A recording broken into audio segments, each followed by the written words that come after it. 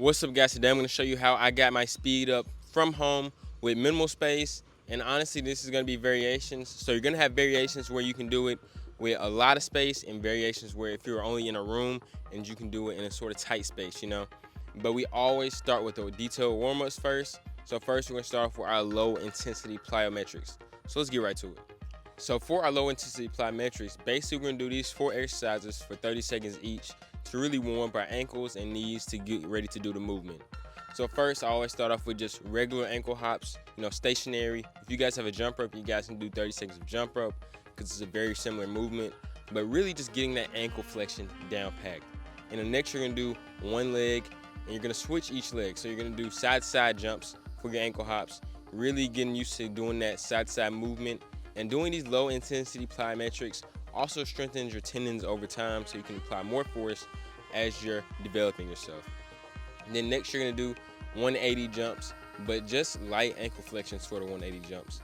Basically, you're gonna keep your legs straight and you're gonna turn your body complete rotations and really get that body working. All right, guys, so first we're gonna start off when we get to the real workout is something that you're gonna need space to do, right?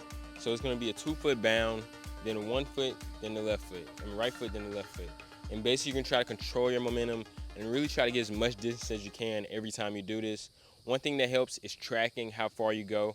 Like me, maybe I put a rock the farthest spot I get, or a shoe, or just whatever you have laying around to really try to beat that the next time you do it.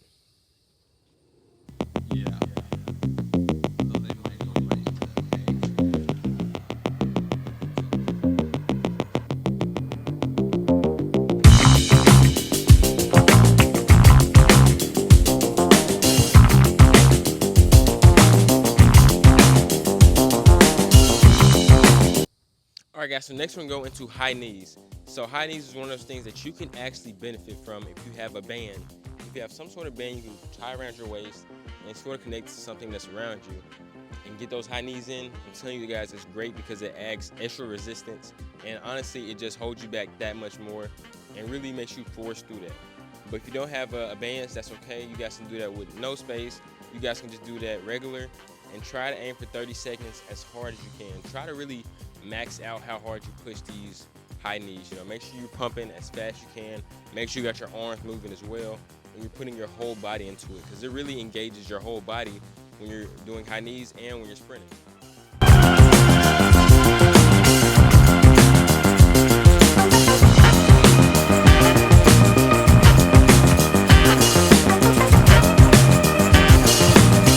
All right, guys, so next you're gonna do a depth jump to a box jump. Now if you don't have all this equipment, that's okay. You guys can do it separately. So find some sort of elevated surface like a chair to do a depth jump off of. And for the box jump, just look at anything that's higher and stable that you can sort of go with. For me, I'm using these wooden planks and a chair. So I'm doing a depth jump off the chair onto the box jump.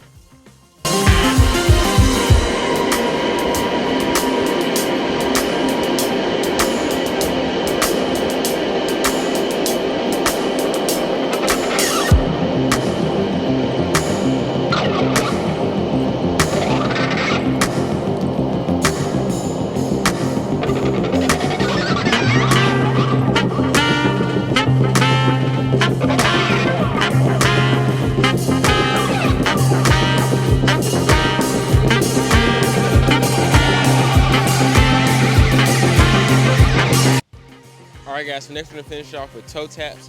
Try to find something that you just tap your toes on, try to get the movement going, get those knees up, and really try to tap it and control the speed every time you go. Now, this is one of the things that's really gonna bother you. Try to get 30 seconds. I say somewhere from 15 to 30 seconds, depending on your skill level or your strength level, and really just try to go as fast as you can. Really burn yourself out. Honestly, by like 20 seconds, it's gonna feel like torture, honestly.